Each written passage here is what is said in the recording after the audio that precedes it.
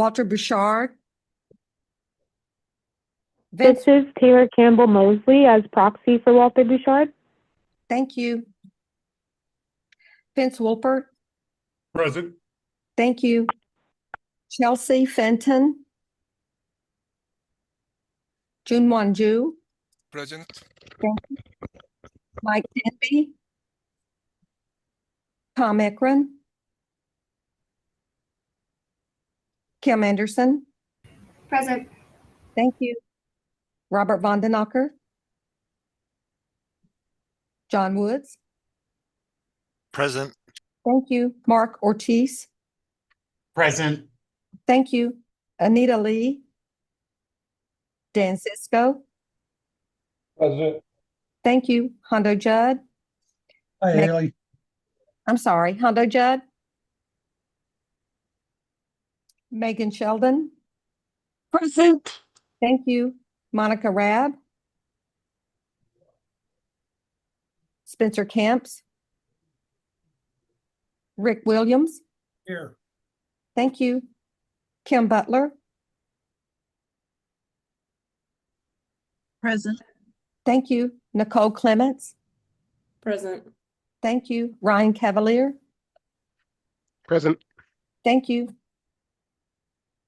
Nancy Allen, Here. thank you. Anu Jane.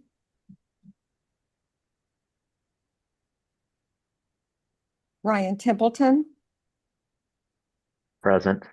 thank you. Justin Suryanata. Brody Lynn, Present. thank you. Aaron Daughtery, Present. thank you. Christina Hopez, Here. thank you. Mike Chamberlain, Present. thank you. Marty Zeig. Susie Stevens, Present. thank you. Greg Arrington. Mr. Vice Chair, we have a quorum. A quorum present. This is Michael Denby. I am here as well. Sorry, I am late. Yeah, Monica Rabb also. Justin Suryanata, present.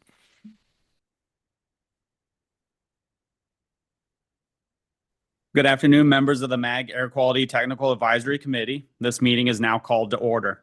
For those around the table, please turn on your microphone when speaking. For those participating via Zoom, please state your name when making comment or asking a question. The MAG public comment process allows members of the public to comment on items on today's agenda or on items that fall under MAG's jurisdiction. If you would like to comment at today's meeting, please complete the request to speak form located on the meeting room counter. MAG staff can assist with any questions you have. If you parked in the garage, parking validators are available on the meeting room counter. If you have purchased a transit ticket to come to the meeting, please see staff for a ticket. Hearing assisted devices are available from MAG staff.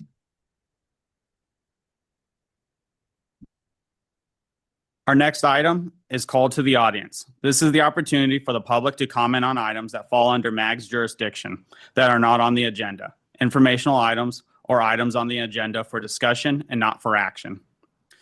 15 minutes will be provided for the call to audience unless the vice chair requests an exception to this limit. I have received no requests to speak to the call for audience. MAG also provides the opportunity for members of the public to submit written comments via the MAG website. Any comments received 2 hours prior to the meeting have been shared with committee members in advance of the meeting for consideration and will be included in the formal meeting minutes. MAG staff, have we received any online written comments for the call to the audience? Mr. Vice Chair, we received one written comment which has been provided to the committee members in advance of the meeting for consideration and will be included in the formal minutes of the meeting. Thank you. Our next item is approval of the March 27, 2025 meeting minutes. Does any member of the committee have questions? Hearing none, prior to approval of the meeting minutes, there is an opportunity for members of the public to comment. I have received no requests for this agenda item. MAG staff, have we received any online written comments for this item? Mr. Vice Chair, no written comments were received. Is there a motion to approve agenda item 3? This is Megan Sheldon, City of Glendale. I move to approve the meeting minutes of the March 27th, 2025 meeting. Second. We have a motion from Meg and a second from Nancy. A roll call will be taken at this time by Lisa Young. Thank you, Mr. Vice Chair. Members of the committee, when I call your name, please state your vote. Walter Bouchard. Aye. Thank you. Aye. Vince Wolpert. Aye. Thank you. Chelsea Fenton. June,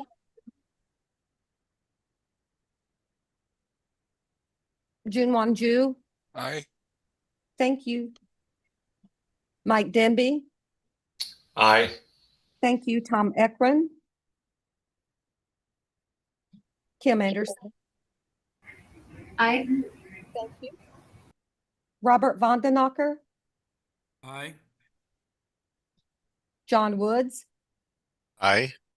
Thank you. Mark Ortiz. Aye. Thank you. Dan Cisco. Aye. Thank you. Megan Sheldon.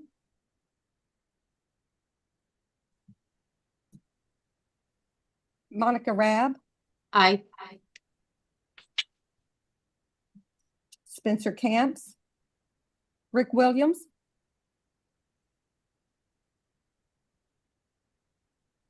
Rick Williams. Aye. Thank you. Kim Butler. Aye. Thank you. Nicole Clements.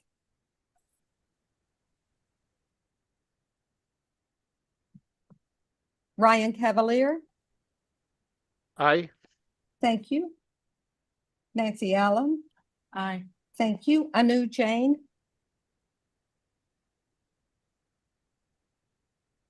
Anu Jain.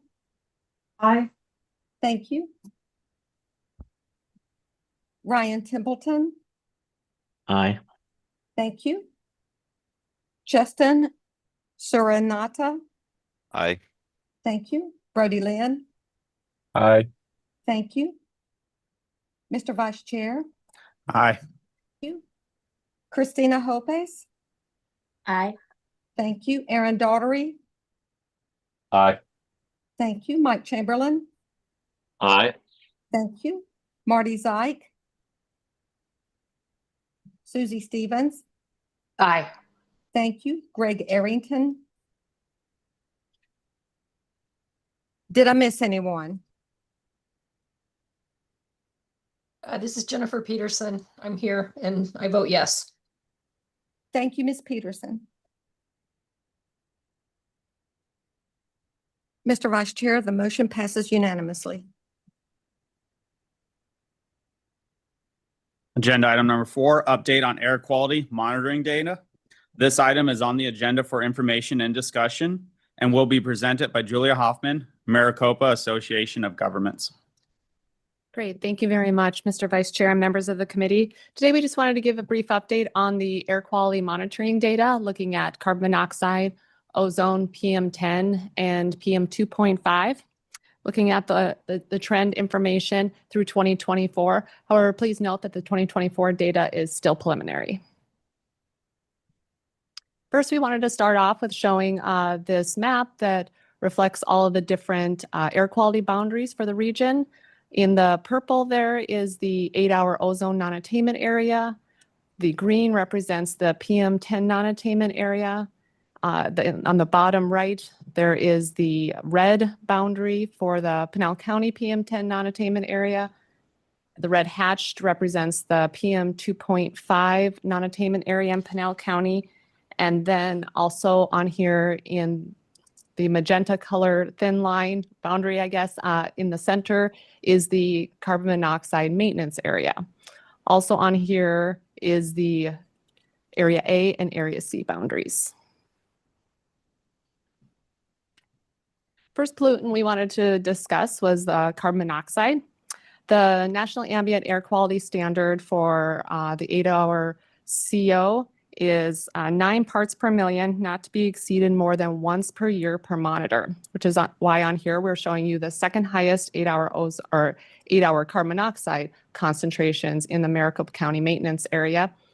And as you can see here, CO has not been an issue in this region for quite some time. The last violation of the CO standard was in 1996. And the design value for 2024 is at 2.7, so significantly below that 9 parts per million standard. So we have been a maintenance area for CO and wanted to note that as of April of 2025 here, the Maricopa County CO maintenance area completed the 20-year maintenance period, which means that transportation conformity no longer applies for CO and that air quality plans for CO are no longer required. Now, the measures in the plan are still in place, unless, of course, they're amended through SIP revisions. Now, switching to ozone. Over time, the Environmental Protection Agency has been tightening up the 8-hour ozone standard. On here, you can see that in 1997, the standard was at 80 parts per billion. It was tightened in 2008 to 75 parts per billion. And then the most current standard, 2015, was tightened down to the 70 parts per billion, which we're currently at. The standard, the 8-hour ozone standard, is the 3-year average of the annual fourth high, not to exceed that 70 parts per billion. On here, you can see that there was an overall downward trend through about 2017, and that's when we began to see in 2018 that uptick in ozone concentrations. It is important to note on here, though, that this does not exclude exceptional events. This includes all of the exceedances. In 2024, though, our current design value is 80 parts per billion, consistent with what it was in 2023. We also wanted to show you the number of monitors within the Maricopa non-attainment area that are currently violating the 8-hour ozone standard. So these are the individual monitors.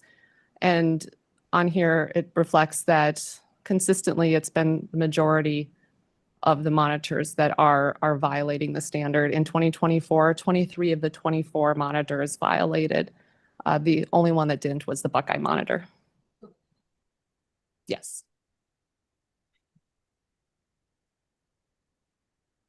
Now switching to PM10.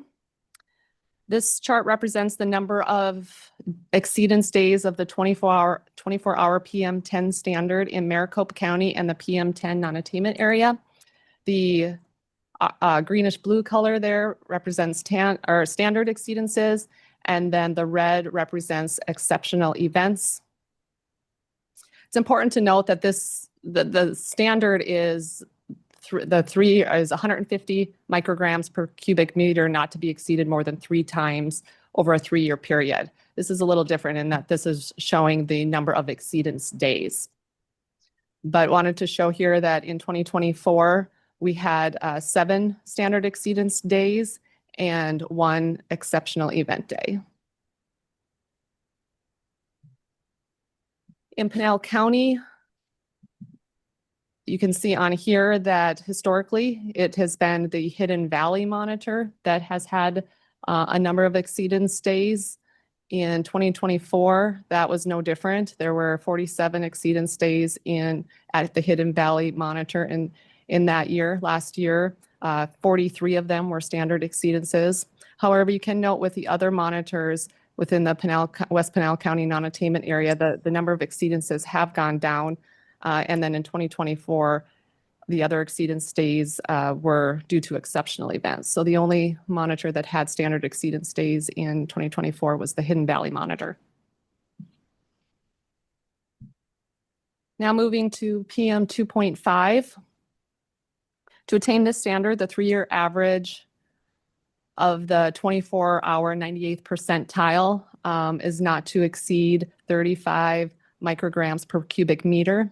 In Maricopa County, this standard has been consistently met. The 24-hour or the 2024 design value rather is at 32 micrograms per cubic meter. In Pinal County, in the Pinal County PM10 non-attainment area, they have had a downward trend in the design value for the 24-hour PM 2.5 standard. In 2024, the design value is at 26 micrograms per cubic meter. With regards to the annual PM 2.5 standard, this chart shows the design values in Maricopa County from 2007 through the 2024 there. The standard was, as you all know and we've discussed, was recently changed from 12 micrograms per cubic meter to 9. And at this time, looking at 2024 there, the Maricopa County is currently not meeting that standard. The design value is at 10.7 micrograms per cubic meter. And then finally, the annual standard in Pinal County. Here are the 3 monitors, the Apache Junction in yellow, Casa Grande in red, and Hidden Valley in that teal color. The Casa Grande and Apache Junction monitors are meeting that new 9 standard. The Hidden Valley is still above, is seeing a downward trend, but is still above the standard currently in 2024 at 10 micrograms per cubic meter. Again, just a brief update. We wanted to give you the latest trend data with 2024 information included in there. We continue to closely track this and we'll do so moving forward and keep the committee updated. Thank you, Mr. Chairman. Happy to answer any questions. Thank you, Julia. Do any members have questions or comments?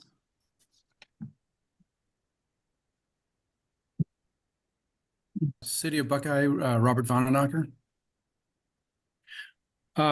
You mentioned design value. How does the design value compare to the actual monitoring data? Thank you, Mr. Vandenacker. Yeah, so the design value is the highest the highest value against the standard for that year. So the monitor that has the highest value. Okay, so it's still a monitored amount, a measured amount. It's just the highest value. Okay. Correct. Thank you.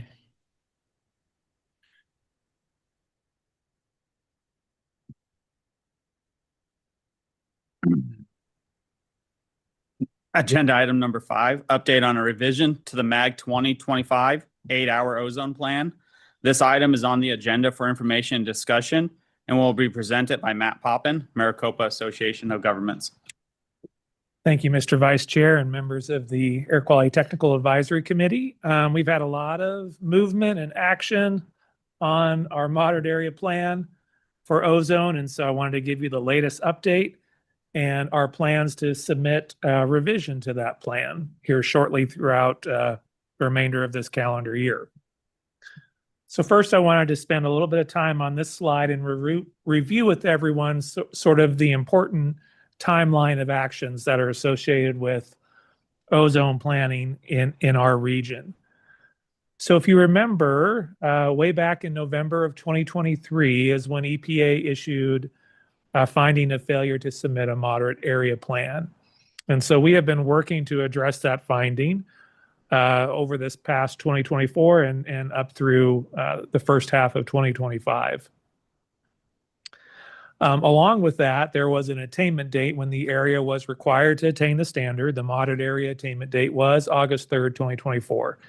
That was when our monitors were supposed to show 70 parts per billion.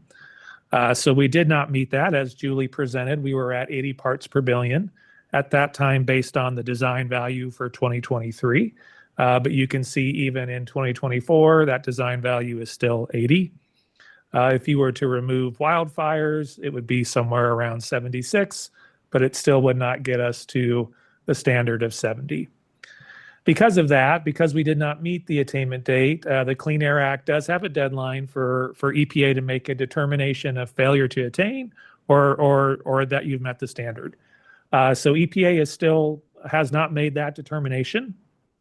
And so we're waiting on EPA action on that. There is a lawsuit compelling EPA to make that determination. It's filed by the Center for Biological Diversity. So that's going through the court system, and we'll keep you updated on that as that proceeds. That takes usually 6 months. They have to go back and forth with briefings and setting court dates and hearing dates and maybe possibly a time to settle it. But that is ongoing, and we'll give you any updates as that is occurring. So while that is occurring, we did hit a milestone last month. We were able to submit the 8-hour ozone plan that we have talked about at this committee. Regional Council adopted that plan on April 23rd, and then ADEQ was able to turn that around quickly and submit that up to EPA on April 25th, 2025. It took about EPA a week. They looked at that plan and they did come to a completeness finding, which is good news for our region because that terminates the sanctions that were associated with that finding of failure to submit.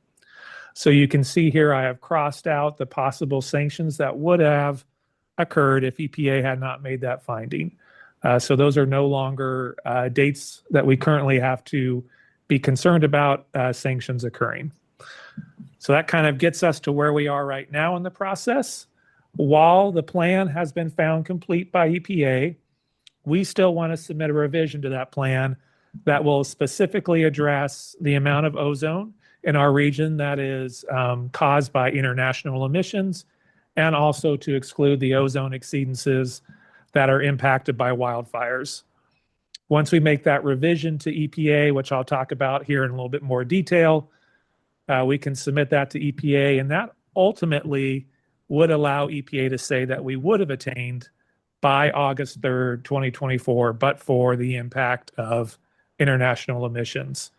So that would allow EPA kind of going backwards on that timeline to make a finding of attainment. Well, it would be specifically, we would have attained, but for international emissions. So it's a little bit different than a traditional finding of attainment. But that would allow the area to remain in our current status, which is a moderate non-attainment area. It's not a get out of jail free card or anything like that. It just locks us in to where we are currently with our current planning obligations and prevents the region from being reclassified to serious. So a little more detail on that as we move forward. So what is our general approach to this revision? Again, there's two main elements. The first is that the purpose of this is to submit a plan revision that will allow the region to remain a moderate area. I think what's also important to talk about in this area is many of you are aware that the GLOR study, the ground level ozone research study, is occurring this summer. And I think monitoring has actually started this week, which is a really comprehensive effort to understand why ozone concentrations continue to rise in our area despite emission reductions. So one of the benefits of remaining at moderate is we can allow that research to continue so that we can then make informed decisions about the best ways to reduce ozone in our region. Ultimately, we want to get into attainment. We want the air that people to breathe to meet the standard. It doesn't really matter where that air is coming from, whether it's wildfires or international emissions or local sources. It's still above the standard. So ultimately, everybody wants to get to attainment. But by keeping us at moderate and keeping the current controls we have in place, this will give us time to understand the problem better and then be able to make more policy relevant decisions if there are additional steps that can be taken to reduce ozone in our region at a local level, without having to jump to the next category and do things that might be required but might not have any benefit locally. The second, really, and how do we stay moderate? Well, it's really by accounting for international emissions. Clean Air Act Section 179B has this provision in it that if you can demonstrate you would have attained but for international emissions, you can remain at your current classification. And also we will be presenting the data to show how many of our ozone exceedance days were significantly impacted by wildfires. So I kind of want to walk through the major elements that are going to be addressed in this revision and that will come before this committee for consideration. The ones here in, we shared this slide with you before, but just to recap, the items in black are ones that were addressed in the plan that EPA has before them now, the plan that they have found complete. And the items that will show up in red are the ones that will be addressed in the revision specifically. So reasonably available control technology. This is specific control technology that Maricopa County, Pinal County, and the state is required to implement. All three of those agencies have already submitted SIP revisions to EPA or will shortly submit SIP revisions to EPA showing that they meet RACT requirements. So that element has largely been addressed already. We're required to have a vehicle inspection and maintenance program in the region. We've had that for some time, so we meet that Clean Air Act requirement. Non-attainment area new source review, that's just a permitting program. Maricopa County, Pinal County, and the state have some of the most robust permitting programs throughout the Intermountain West and actually have some of the lowest permitting thresholds for sources that are required to obtain a permit. So we have a very strong new source review program in place. Reasonably available control measures demonstration. So this will be a demonstration that we have to make to EPA that the control measures that we have or that we are considering are sufficient to either show attainment or show reasonable further progress. So this becomes a little bit more complicated when we talk about an area that's impacted by international emissions. We now will say that we have controls in place to demonstrate attainment, but for international emissions. So there's a little bit of context that has to come through that demonstration, but that's what will be included in this demonstration. And I have a slide to kind of go through the details of that a little bit later. Reasonable further progress, rate of progress. This is basically just showing that we continue to reduce emissions while we're working on these other requirements. And as we have shown before, we continue to reduce the precursors that cause ozone, emissions of volatile organic compounds, emissions of nitrogen oxides. And so that's what this demonstration is. There is a requirement that you have to reduce VOCs by 15%. We're still working through the mechanics of how we're going to demonstrate that to EPA in this plan. Ozone source apportionment. Adam and our staff on our modeling staff is working very hard to put together the process by which we will model ozone for 2023. And source apportionment simply means we'll be able to tag certain sources, whether it be on-road sources, non-road sources, point and area, and be able to tell how much ozone each individual source contributes to our overall ozone value, along with natural ozone, background ozone, ozone from other states, ozone from international sources. So we'll be doing that for the year 2023. In conjunction with that, we've also hired Ramble to do the Clean Air Act 179B demonstration. That's the demonstration of the impact of international emissions. They're going to be using the same modeling files that we're using in our ozone source apportionment so that we're not using different modeling files. We're very consistent with our modeling. And I'll describe that a little bit later.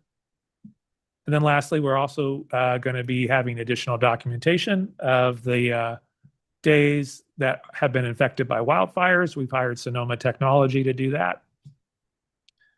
And the other requirement that's needed for our 8-hour ozone plan is contingency measures. Maricopa County has already adopted 2 contingency measures, a new measures on composting operations and a new measure on architectural coatings. Those would only go in effect if EPA were to find that we failed to attain or failed to make reasonable further progress. So really the revision is going to focus on those items in red moving forward. So I want to talk a little bit first about the international, the demonstration of how we're impacted by international emissions. And again, we've hired Ramble to do this modeling work. It's not only modeling, but it's a large chunk of it is modeling. This is a great graphic that was produced by our modeling staff, who looked at every single exceedance day for the past 25 years. So this is from 2000 through 2024, and looked at where the air was coming from on those exceedance days. Red indicates the most prominent area where that air is coming from, and blue is the least prominent. So you can see that on those exceedance days, we're highly affected by air originating in Mexico, particularly over the Baja Peninsula. It's kind of interesting how it kind of circles around Tucson and this kind of the airflow, and then touches down into Mexico. So we do have a large impact from Mexico. This is only 72 hour, so a 3-day back trajectory. If we were to take these and go 5 to 10 days backwards, which a lot of folks do, you would then see how these air trajectories intersect Asia as well. So those ones that are going off the West Coast, if you take those back another couple days, you will see how those intersect emission sources in Asia as well. But again, we've hired Ramble, who has done this for Utah and Las Vegas and Nevada. The Utah one is likely will be approved by EPA here shortly. So we're very confident that they have a lot of modeling expertise. So we're working with them on developing this demonstration, which will be a standalone document, but it will be included as part of our SIP submittal. And again, this demonstration will show that we would have been able to attain the standard, but for international emissions. So we would have been at 70 parts per billion, but for the impact from international emission sources. Here are some of the specific elements that are going to be addressed in this demonstration. One, there's a conceptual model of ozone formation. It really just walks through how ozone is formed. What are the meteorological conditions that lead to high ozone? What are the general transport patterns? All of those types of things are talked about in this conceptual model. And this is largely taken by the work that our modeling staff has done. So Ramble was in a good place to take the work we have already put together and expand on it a little bit, and they will focus much more on the exceedance days, on the exceedances that are linked to transport from international sources. So what they will do is they'll do an analysis of every single exceedance day in that period of 2021 through 2023. There was a question earlier about design values. So the design value for ozone is an average of that 3-year period. So we're going to look at every single exceedance day on that and do individual back trajectories similar to the map I showed you earlier, and see where the air is coming on each individual exceedance day, and talk about the meteorology that associated with that exceedance. They're also going to do a review of EPA modeling. So EPA has done modeling to show the impact of international emissions. Some of the modeling EPA did in 2021 showed we had an impact of about 8.5 parts per billion from international sources in our region. So a review of what EPA has done will be part of their demonstration. Additionally, because we are so highly impacted by Mexico, there's going to be an analysis of ozone trends and emissions in the non-attainment area, in our non-attainment area, as compared to those in Mexico. I can tell you preliminarily, one of the things we're finding is that while our precursor emissions have decreased substantially from 2017 to 2023, so the emissions from NOx and VOC have decreased over that time period, we see the opposite trend in Mexico. We see an increase in emissions in that period. One of the unique things they're going to be doing as well is they're going to be analyzing emissions at border crossings where vehicles are stuck idling. And that's when you have a lot of high vehicle emissions as well. So I think there's going to be some interesting findings from just looking at the emissions between our non-attainment area and what's happening in Mexico, the 3 most northern states of Mexico. And then they're going to be doing the work to actually model and quantify the international contribution. So this is where you look at everything that comes into our area and try and isolate the international impact. Again, as I mentioned earlier, the modeling performed by Ramble will be consistent with the modeling files MAG is developing so that we can directly compare our ozone source apportionment with their 179B demonstration.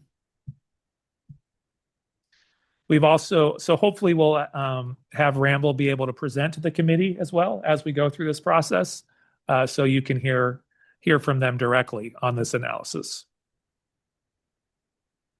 The other big thing we're going to be addressing is wildfire impacted exceedance days. We really know since 2017, the number of exceedance days impacted by wildfires, unfortunately, has increased throughout the Intermountain West. This picture being a prime example from 2020. You can see all that sort of dusty colored clouds is wildfire smoke and not clouds. You can see it impacting basically the entire Western US.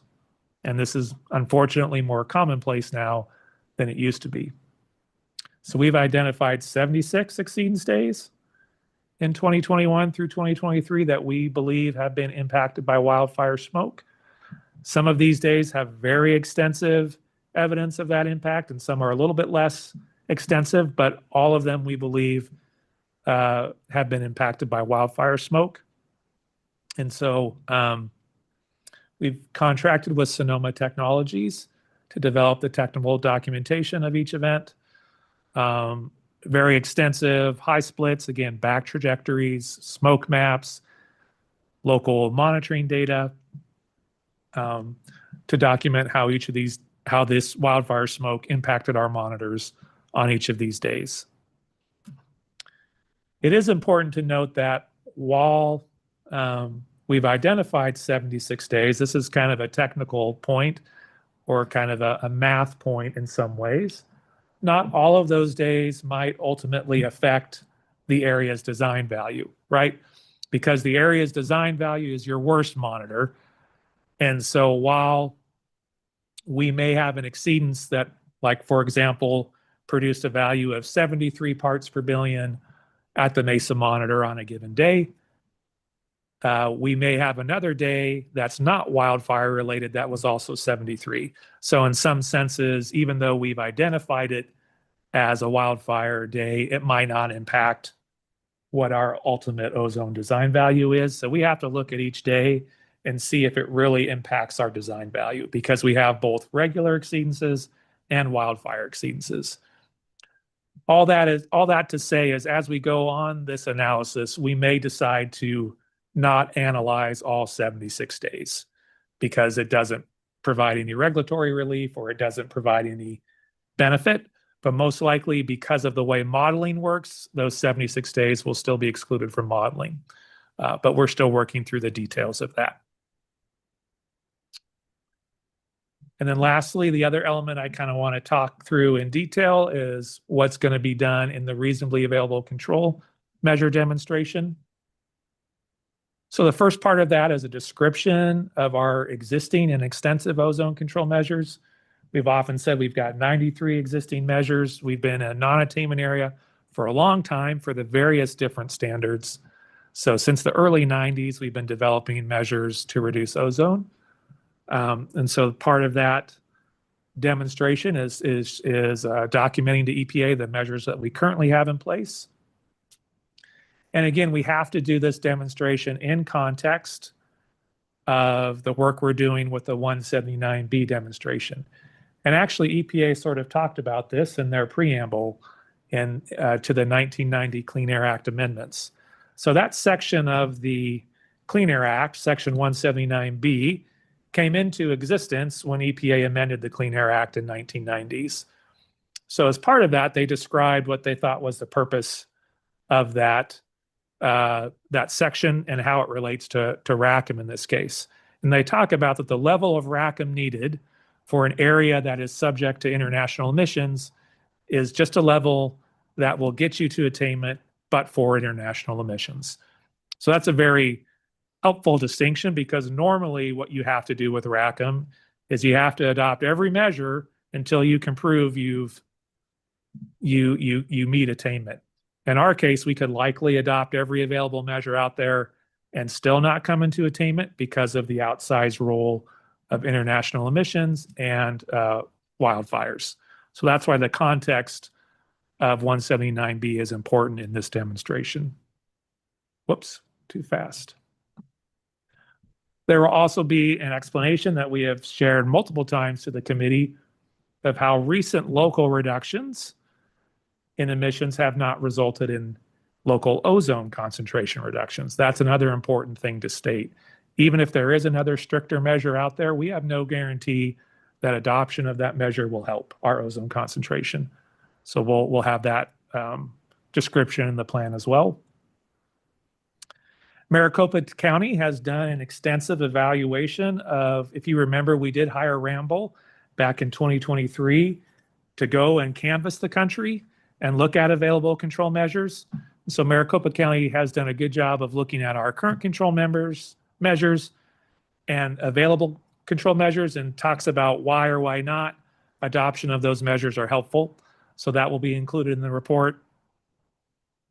And then lastly, there'll be a concluding demonstration that the existing measures that we have in place are sufficient to meet RACM. That will be the summary argument of that section. But there'll be a lot of work involved in this section.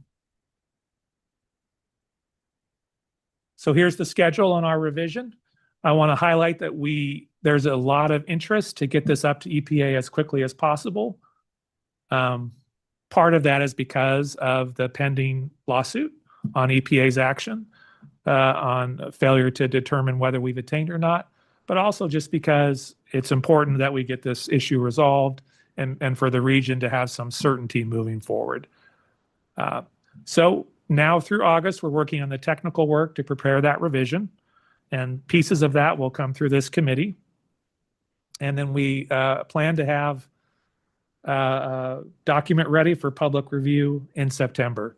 We will most likely utilize EPA's parallel processing rules.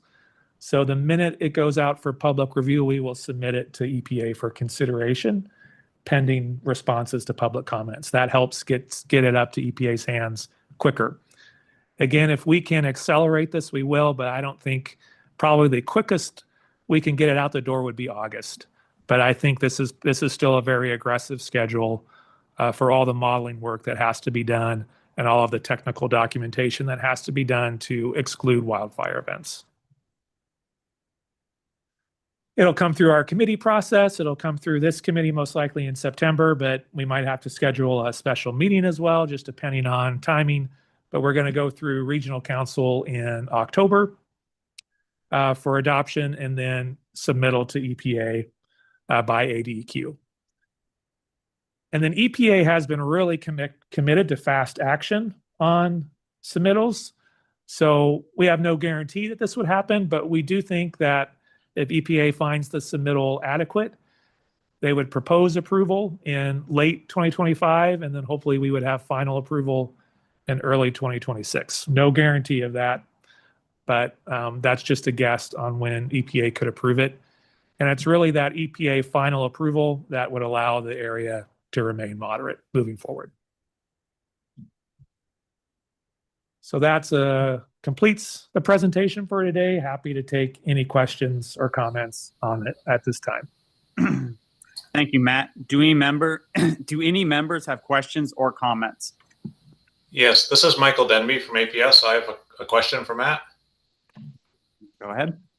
Awesome. Excellent presentation, Matt. Thank you as always. I'm curious about that very graphic visual you had of the United States with all the flow monitoring going on, the blue and the red, showing Mexico as a red spot. Yeah, that guy. Does Southern California play the role that everybody thinks they play? It seems interesting that more comes out of Mexico than SoCal. Is it because SoCal is washing down into Mexico and coming right back up? Is there any indication of where that comes from, or what that designation or difference might be? Yeah, that's a good question, Mr. Denby. So what this, to kind of explain this graphic a little bit more in detail, is so the starting point for these back trajectories, I believe, are 3 monitor locations in the non-attainment area: Humboldt Mountain, Mesa, and North Phoenix. So those are the 3 starting points. So really what this is capturing is airflow to those monitors if you were to go back in time 3 days. So for example, if the back trajectory, so if we had an exceedance today on May 22nd, one of those back trajectories would look at the air where it came from on the 21st, the 20th, and the 19th. So the endpoint, the very farthest away from our non-attainment area, is where that air started from, and then it made its way to one of the 3 monitoring locations within the non-attainment area. So it's hard to know how the airflow from Southern California to our area is in general. Again, these are exceedance days. If you remember, the months with the most exceedance days are July and August, and that's our monsoon season, and that's generally the monsoon flow with airflow coming from the south. So that's probably why we have such a high interaction with Mexico, just because most of our exceedances are during the monsoon season. The ones that are more westerly are more the springtime through early summer. So exceedances in May or April, May, and June generally come from the west, if not from the north every now and then, and also from the east as well.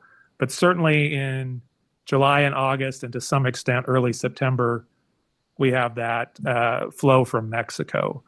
And that's when most of our exceedances have been historically. But certainly we are impacted from Southern California emissions. You know, EPA has done good neighbor modeling. I think the impact ranges from 2 to 3 parts per billion based on EPA's modeling. That's just modeling. If you were to look at each individual exceedance day, I'm sure there are some exceedance days where it's a back trajectory that goes straight to Southern California. So it really just depends on the individual day. This is just the overall pattern when you look at 25 years in aggregate. And I want to follow with Michael's question because it looks like Southern Arizona, more so than Southern California. That is a darker red. So is there a way that MAG could just really focus on that international transport part? Because from my perception of this, and it could just be me, I am not as easily seeing the flow data with this as you're talking about. Is that being dynamic? To me, that's a static map. So if you could show differently how that flow works, as opposed to just one static image, I would appreciate that. Okay, yeah, we can try and, yeah, so this is, again, like you can see the number of counts. So like the darkest red is almost 30,000. So that means on 30,000, so in each of those is an hour. Is that correct, Adam? Each of these little polygons is an hour? Yeah. So each of those little polygons, theoretically, on a 3-day back trajectory, you would have 72 polygons. So you can walk back each individual hour. So think of 72 like a piece of yarn. The end of the yarn would be, hour 72, and then when it hits the monitor, you'd be at hour 0. And so there's basically 25 years worth of yarn laying on top of each other. Really, the point of this map is to show that the predominant airflow on exceedance days is from the south. And you can see that some of those days are stagnant days too, where the air is trapped. And that's why the area over Maricopa County is so heavily red as well, because the air is stagnant and the air is trapped. So it's much more rare to have these super long back trajectories that go all the way up into Alaska, for example, right?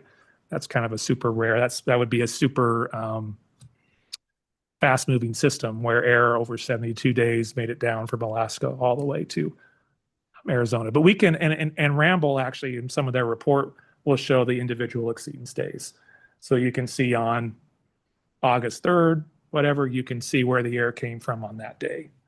So that'll be part of their report as well. But this is the aggregate of exceedances over 25 years. If that's helpful. That's very helpful, Matt. Thank you very much. I appreciate it.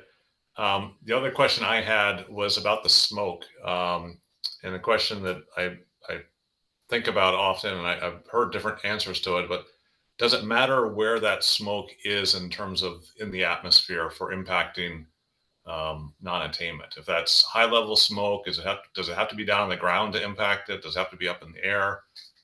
Does that matter? Yeah.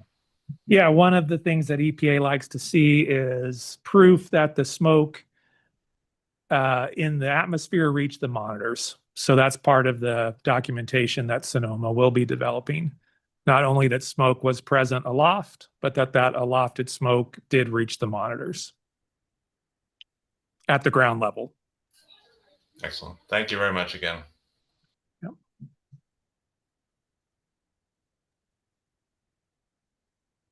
Matt, this is Ryan Templeton from SRP. I have a question as well for the international transport. I know when I used to do some of this work, since there's a lot of focus on emissions coming out of Mexico, one of the issues that we ran into was that the Mexican inventories were few and far between, and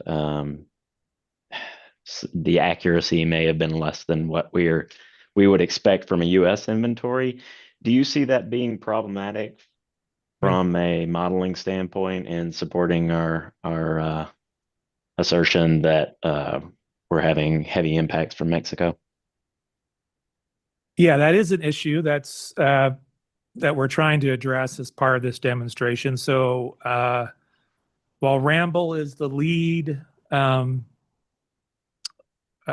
contractor on this, they've actually, one of their subs is Eastern Research Group, ERG, and they're performing the Mexico emissions analysis. So they're actually developing emission inventories for those 3 northern states with the best information that they have. They're running the MOVES model for Mexico. They're looking at point and area sources in Mexico. So that'll be part of this demonstration to help prove that we've got the best emissions data possible. In terms of modeling, EPA just completed modeling platform data for the year 2022, and that covers all of Mexico as well as the entire United States. So we'll be using that data as part of our modeling as well. So that's the latest data available for Mexico. We're also doing some work to make sure that fire data is available for 2023. So our modeling team is doing a good job, both in Mexico and throughout the US. So we're working on some analyses to make sure that we accurately have fire emissions represented in the inventory as well. So I think we're doing a good job of trying to address those issues. We're certainly not just using default values. We're using the best available information that we have in kind of this compressed time window. And I will say too that while Mexico is probably the predominant contributor of international emissions, it's not the only one. We will have also contributions from Asia as well that will be part of that modeling analysis. But Mexico, with our proximity and with that airflow, will be the predominant contributor on most exceedance days. Great. Thank you. Sounds like you're doing a lot of work to make sure that you have the most accurate information. So that's good to hear. Yeah, and with EPA rescinding the 179B guidance, they're really looking to places like us to put together a demonstration that might be a template for other areas. So we're trying to do our best under that expectation as well. All right, thank you.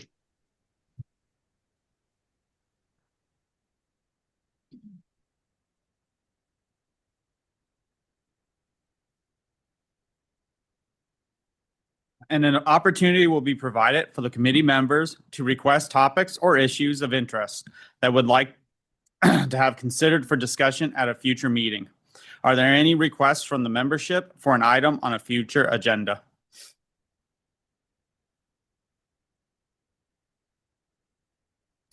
This is Mike Denby with APS. I don't have a future agenda item, but I wanted to make a suggestion for a roll call when you're starting. If you could go through the roll call as you do, which is obviously very difficult, and I appreciate the effort done. At the end, maybe open it up for like 5 seconds, like anybody I missed, because people come in late like I did, and I apologize for being late, but it'd be nice if there was like an opportunity for us to put our hand up and say, we actually are here.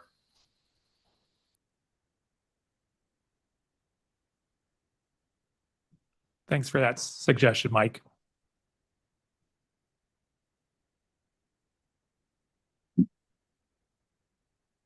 The next meeting of the Air Quality Technical Advisory Committee will be on Thursday, June 26, 2025 at 1:30 p.m. Business is now concluded. Is there a motion to adjourn the meeting?